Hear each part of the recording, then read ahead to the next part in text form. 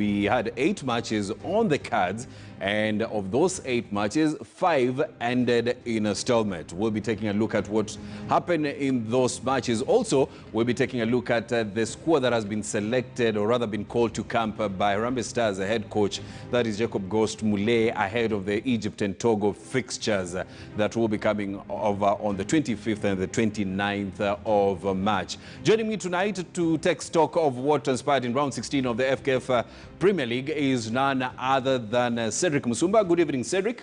Good evening, Robinson. It was a weekend of stalemates. A weekend of similarities in terms of the results. Yes. A weekend whereby most of the teams that were either to close down the gap to Tusker really fought to only to come out of those battles with the draws. A weekend of similarities in terms of free kicks that were taken. We saw the likes of Anton Kimani scoring similar as Kevin Kimani. A weekend of goals that are of similar angles. And I think that's the beauty of FKF PL. It is kindly has started shaping up. And if it continues like that, yes, I think soccer lovers will not have anything, none other than a flamboyant of soccer that they have been waiting for. Remember, 19 goals were scored in match day 16. Also in tonight's show is Rogers Eshtemi. Rogers, you covered 3 matches over the weekend, and KCB versus Zoo was one of those matches. You enjoyed that tie, and are we finally seeing Zoo, slowly getting back to their feet? I think maybe we can say they are doing so, but it's too early to make the call because we aren't finished the first leg yet. Yes. We are almost, I think we'll have like 3 matches or so to go before we go to the second leg. Yes. But all the same, I think it was a weekend that we saw some good officiating from the likes of Josephine Njiku, who made her debut against between the match. Some good officiating, yeah. But we had a number of dubious calls. Yes, we'll be getting to that. Also joining us via Zoom is none other than Steve Ayo. Good evening, Steve. Welcome to the show. Good evening, Robbie. Thank you for having me once again. And yeah, always excited to be joining the team, basically just to talk about the beautiful game that we love. And I don't know why Rogers is shifting away from the fact that Zoo seems to be getting the results right now. We are unbeaten in 3 matches, so for us that's really something. Yes. Yeah, I mean, people should really watch this space now. I think it's about time that we got off the foot of the table, and yeah, we are pulling in the results that we need. Pulling in the results that you need. So thank you, gentlemen, for, of course, joining in. We want to begin tonight's edition by taking a look at the match that was played on Monday afternoon. And defending champions Gor Mahia were in action, taking on Bidco United. And Kogalo got a 3-1 win in a tie that was played at the Kasarani Stadium in Nairobi. Let me begin with you, Steve Ayo. Kogalo, are we seeing now, as the tide turned? No, I don't think we can claim the tide has turned yet. But yeah, it was a good result. I think it's a result that comes at the back of not such a good week for the club. I mean, it hasn't been a good season, to be honest, since we started the new season. There's just been a lot of boardroom issues, which have now actually spilled into the field. And I was actually shocked to see Shakava being installed as the captain, with Muguna being stripped. I don't know what happened in there, but I think Muguna took it on his chin like a man, and it was actually quite good for him actually to respond in the way that he responded to scoring that goal. He actually looked quite happy with his celebrations. So it's all smiles. So I was actually happy for the club. They got a result actually against a Bidco side who've been, I think they were unbeaten in like 5 matches, and they'd beaten quite some good teams along the way, and also managed to pull a draw against Tusker. So yeah, for Kogalo to actually get a win out of that game, it's 3-1 with the Miheso actually being involved in all the three goals. I think it was such a fine result for them. Whether they'll be able to build on that going forward, it's a case of wait and see. But yeah, I think we've seen that if these boys decide to play, they can play. So if they decide to sabotage, they can sabotage. So it's with Gor Mahia, just watching it one match at a time. You can't really predict the future.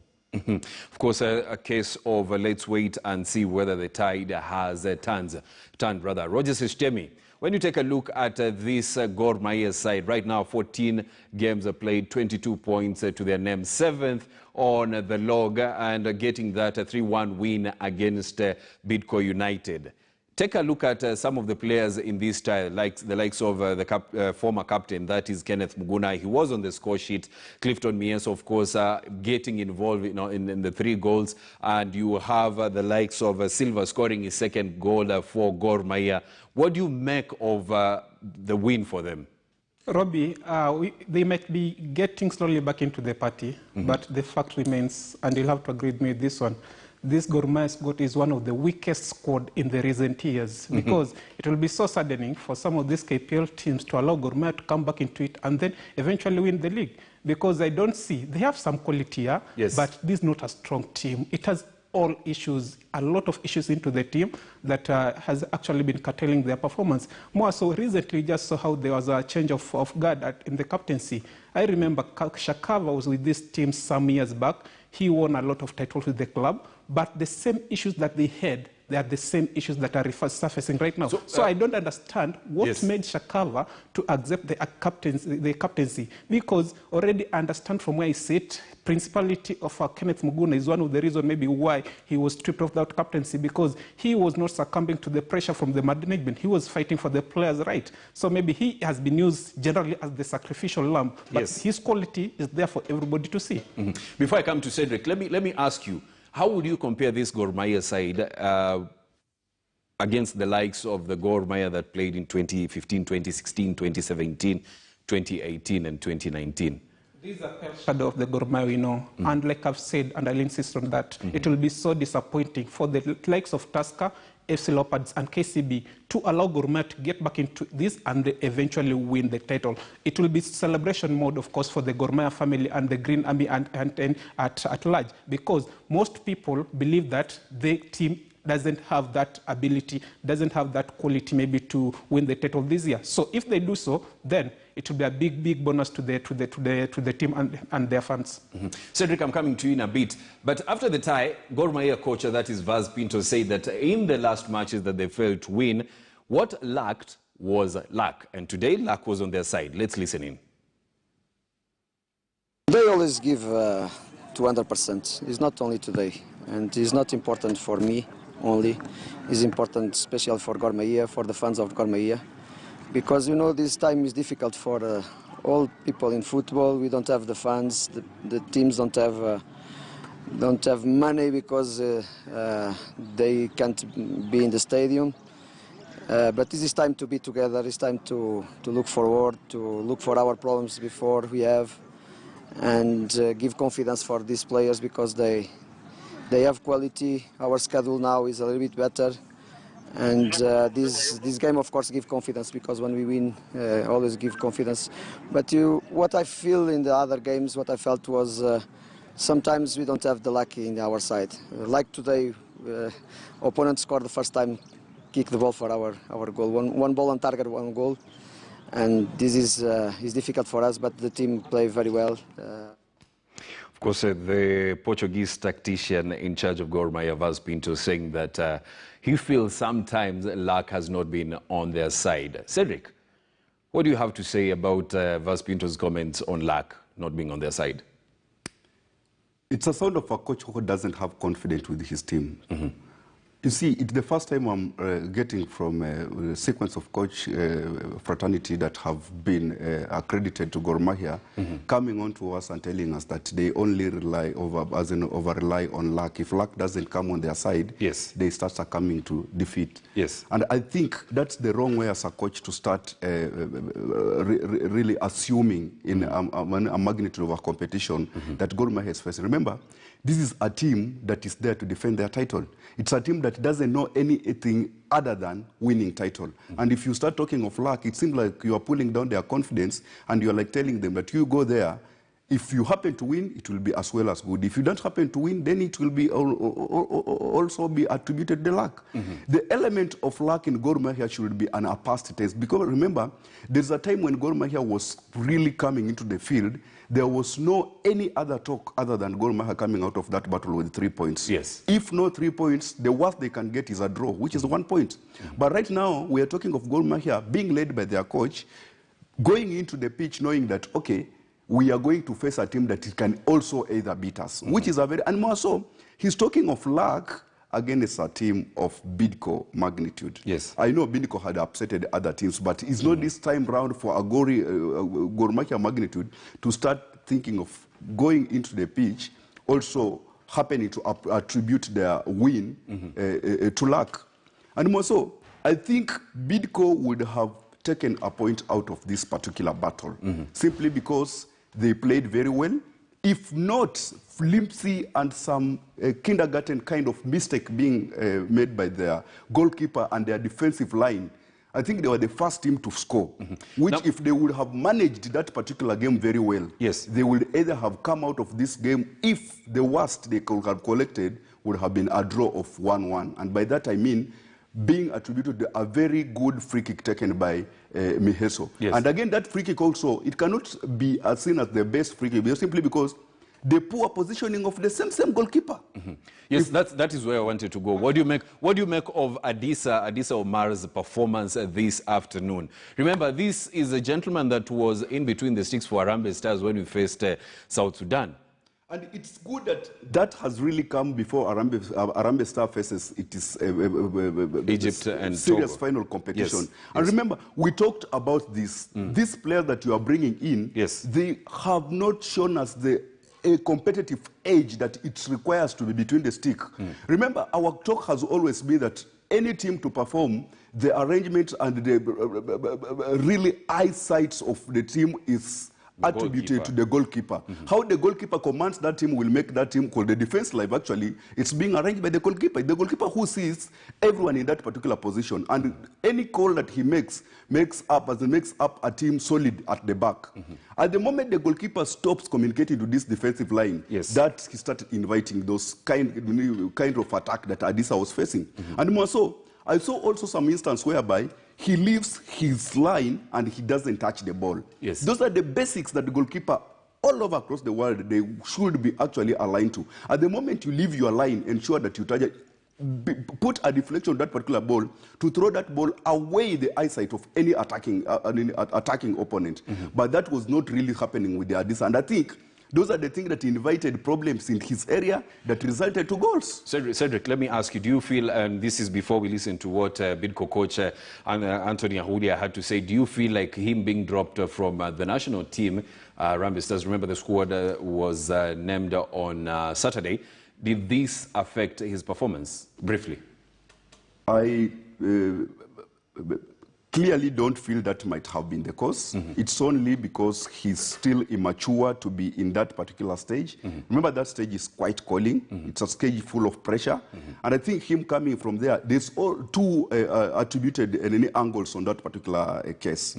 Either he was too excited to an essence he thought that he has now reached and he can do all that is required in the pitch, or two, he was so immature enough not to live to the expectation of that particular stage. And Cedric, I think but he played well. Let's be realistic. He played well when he was called to the national team. And that's why I was telling you during Harambee Star, I cannot gauge his performance at Harambee Star given the team that Harambee Star was facing. Remember, yesterday, they were really facing... earlier on today. Yes. They were really facing a team that was really pushing and trying to test that particular goalkeeper. Game against Southern Sudan, yes, there was no much really testing onto this particular goalkeeper into a way that he was given the match cover that he needed. And yes, by that saying, you cannot really tell how good he was in that particular day. So let's listen in to what Coach Anthony Ahulia had to say about the performance of Bidco United's goalkeeper, that is Adisa Omar. Mchezaji akienda national team, mimi sijawahi jua nini happened because tuko na ile Adisa amekuwa national team na kidogo leo performance yake haijakuwa nzuri, maana ukiangalia zile bao pia tumeconsider ni makosa ndio ya team, huwezi sema goalkeeper ndio amefanya, but at the end of the day unajua goalkeeper ndio ule mtu wa mwisho pale kwenye lango, so you make a save, the team wins, you don't make a save, the team loses, so but tutarekebisha.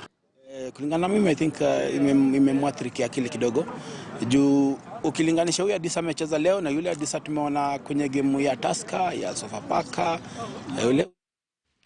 That is Bidco United coach Anthony Haulia speaking right there on the performance of Omar Adisa. Now, Steve Ayo, what do you make of Haulia's comments on Adisa?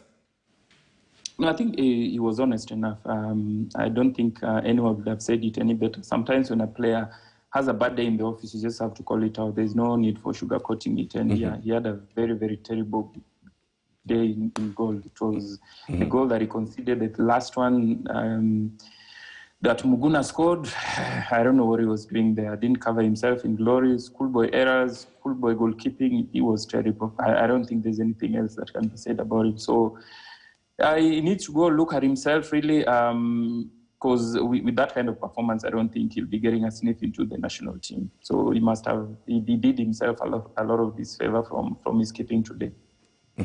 Shtemi, I know you want to come to the defense of Adisa and the display today. What do you say of his bad day in office? So how do you know I want to defend him? Because when Cedric was speaking, you wanted to say something, and I interjected you. No, interjected you. Adisa was simply disastrous. That was not the type of goalkeeping you can expect in a top-flight game like he showed his skills in the afternoon. So I think what the coach has said is exactly true. But also, we don't need to roast him a lot. The same scenario happened to Gad Matthews when he conceded the opener against Bidco, because he went out of his line. But what did he do? He tried to hit the ball, but he didn't have the power to reach that ball. So he allowed Nzuki to simply head the ball into the back of the net. So that is actually, it is a cross-section errors from the goalkeepers in the league. So basically, what you're saying is that we have serious issues when it comes to goalkeeping in the league. Exactly. Because look at what happened over the weekend. It's not only Adisa and Gad Matthews. We also had the same situation with the Mathare goalkeeper. That was David Okello. He also had a bad day in office. So it's not only the two goalkeepers who did blunders. It's just even the goal that Boniface Olwach conceded was fast. It was terrible. I don't know. There's just something about our goalkeepers and coming out of their line. I feel like they normally have this rush of blood that goes through their body. Then they just feel like I need to go grab it, and at the end of the day, they just never grab it. So it's a cancer really in Kenyan football as far as goalkeeping is concerned. They just don't know how to time their runs off the line. I'm not speaking as a goalkeeping expert, but yeah, I think it's something obvious that we've seen over time. They're actually not giving their best. Maybe I can also single out a goalkeeper like James Saruni. Him, when he's between those sticks, I think you can put a bet on him because he gives his best compared to most of these other goalkeepers who are just maybe there to pass a day or rather to pass hours so that they can be told they featured into that game. But in essence, goalkeeping is a really worrying trend in the FKF PL at the moment. Of course, that is something that probably the stakeholders in different clubs will have sorted out. Now, let's move on to the results from the other matches. And Tusker FC came from 2 goals down to get a point against Nairobi City Stars. Cedric, let me bring you into this. I know you watched this game. And what did not happen to Tusker in the first half? Things were not working for Matano's men. Before I come into Tusker's battle against City Star, you want to take us back to goalkeepers? If you allow me just to attribute on the discussion that we have had about goalkeepers. Yes. You know, we are being injustice if we talk about goalkeeping being poor, and our discussion is narrowing down to only local goalkeepers. I think foreign goalkeepers are doing well in FKF PL. Ndikumana at Bandari has been doing a very wonderful job. That's why Bandari is where it is currently. We have seen also Ochan at FC Leopard trading very well. And that's why FC actually, on Saturday, registered a clean sheet. And I think foreign goalkeepers are giving themselves much needed effort to trade within their space as opposed to local goalkeeper.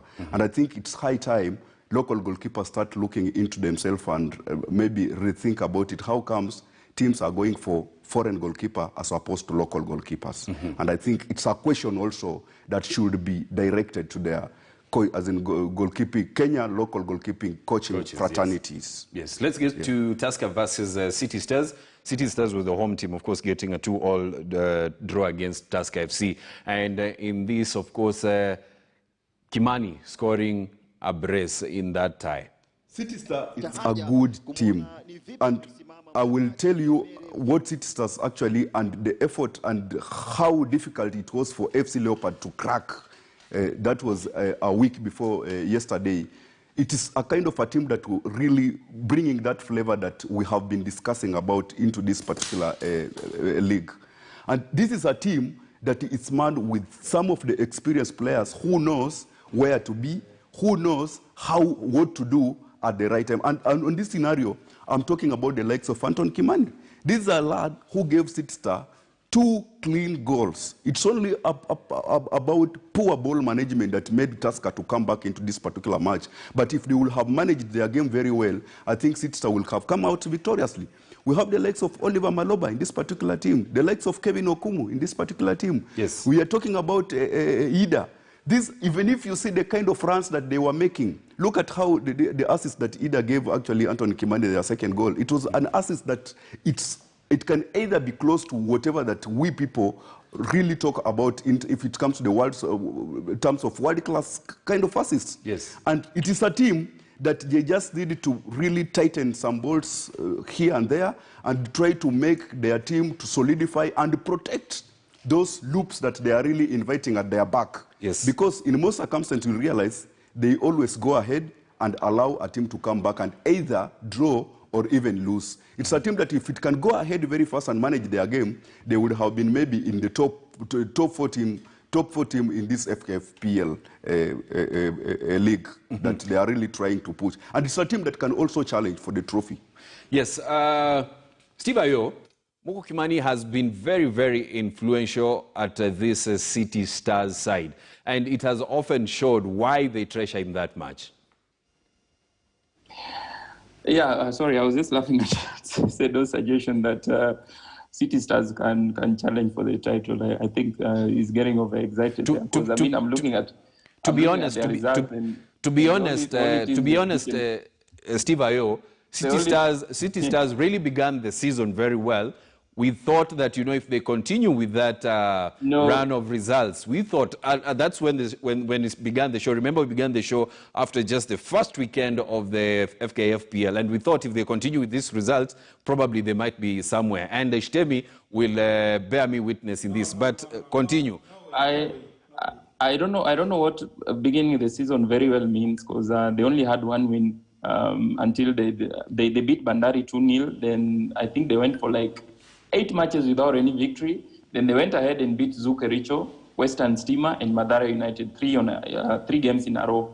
Look at the position where those 3 teams are. They are fighting relegation. When they came up against AFC Leopards, they couldn't get the result. When they came up against Tusker, they led 2-0, gave out that lead, and I think they could have even lost that match had Tusker actually converted some of their chances.